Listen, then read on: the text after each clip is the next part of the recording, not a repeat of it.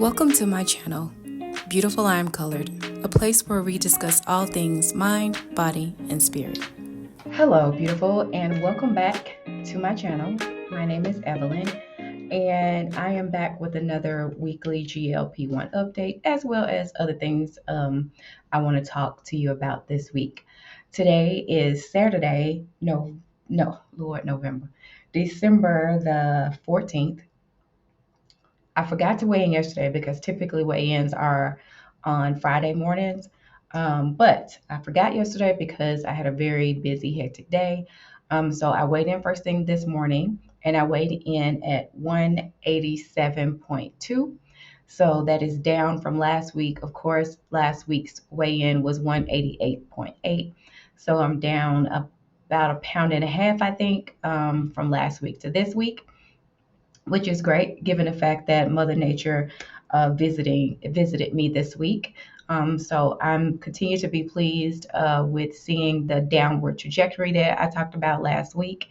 And, you know, so far, so good. We're going to keep at it. I think one of the things this week that was different is as you can see, I got my hair pressed. And so because I'm scared of the reversion, I have not worked out today. Saturday, I usually go hard on cardio and go to the rec center, but I'm low key scared because I have a wedding reception to attend tomorrow night, Sunday, and I'm just low key scared that my hair gonna revert back if I do any form of working out.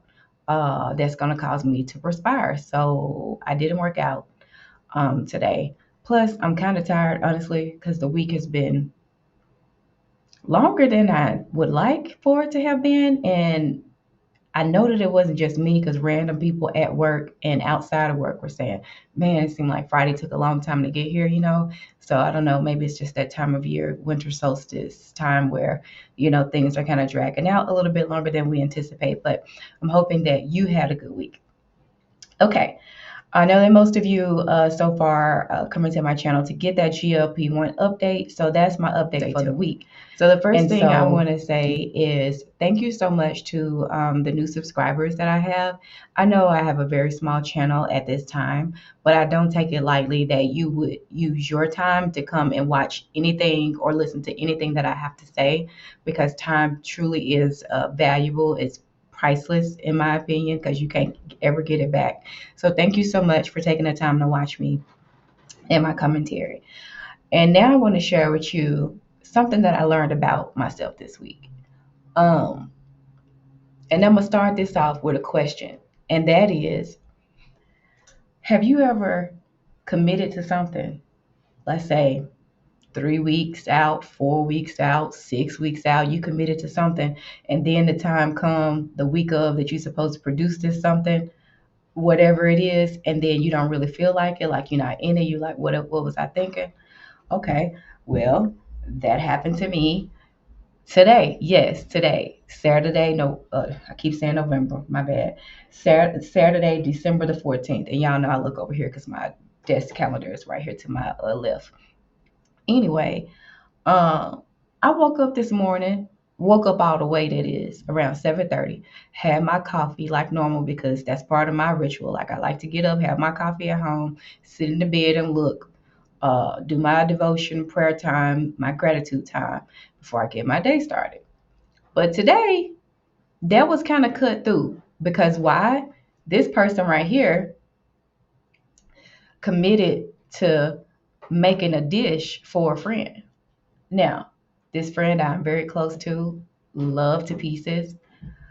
But honestly, I low key agreed to this commitment that I made because I got caught off guard. And typically my guard is kind of, sharp and I'm up. But with friends it's different, right? Because your relationship is more intimate. So depending on the relationship, they might catch you with your guard down and then slip a ask in.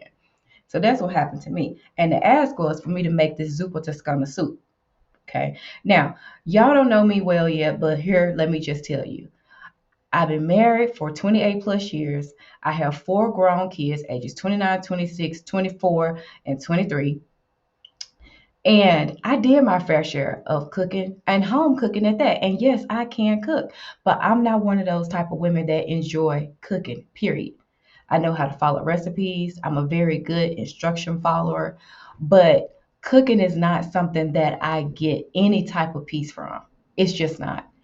I cook because I need to cook because I need to eat or my family need to eat. You know what I'm saying? Anyway, oh, while I'm talking, I hope I can remember to pull these pictures because I took some little snapshots of this soup. The soup in of itself, I got off the YouTube shorts.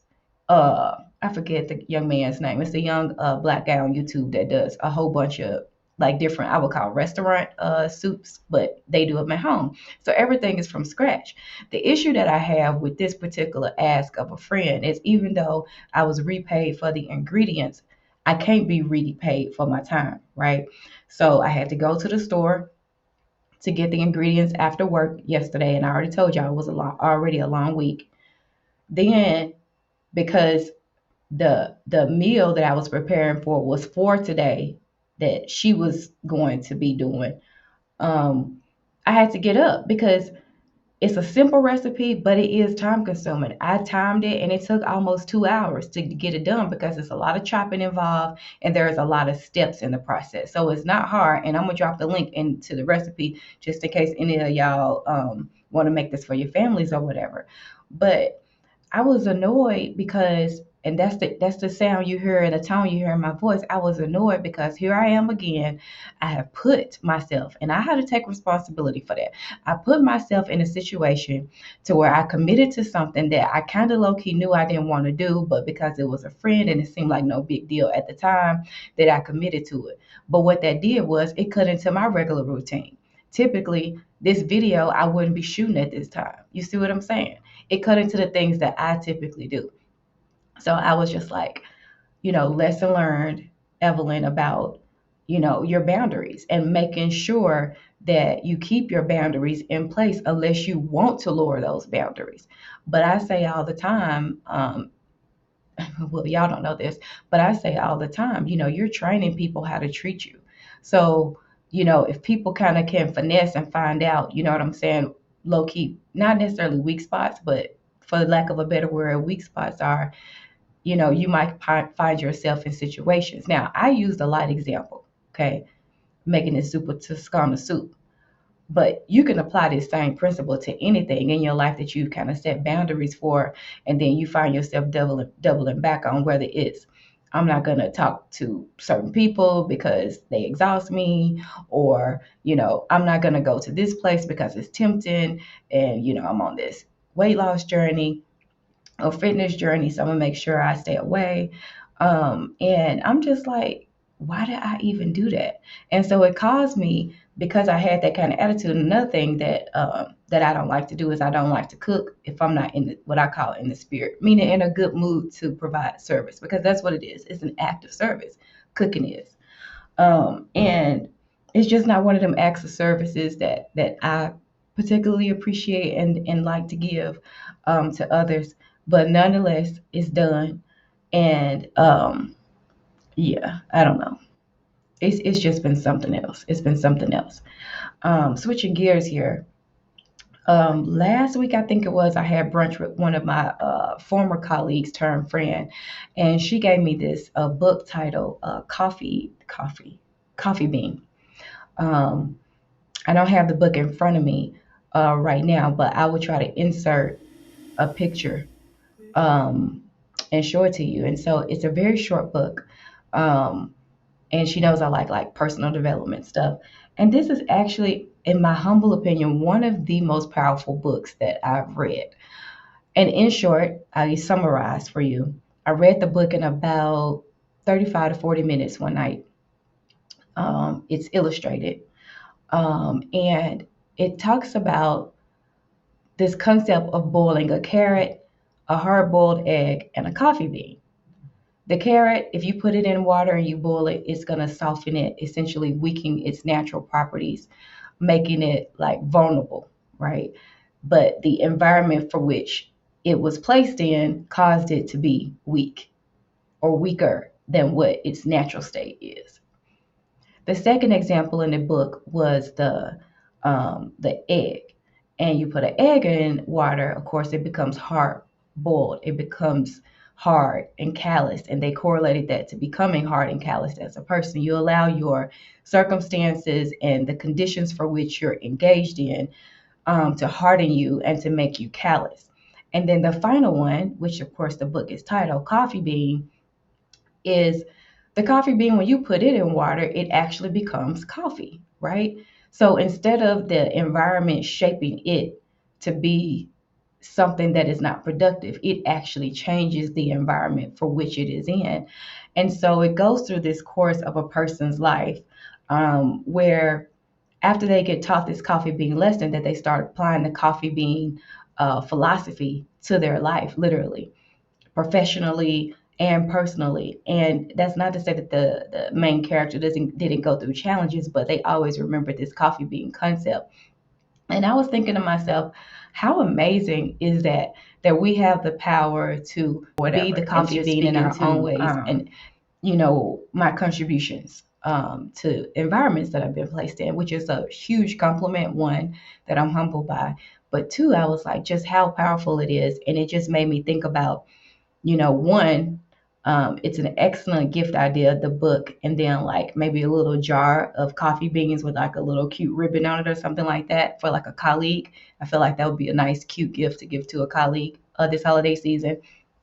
And then two, even for myself, maybe that's something that, I create for myself and put on my desk as a daily reminder, that we are powerful enough to change the conditions and the environments for which we are in, whether that's our home, whether that's, at work or the like. We have that power, and it really truly has to do with mindset and how you're thinking about things, right?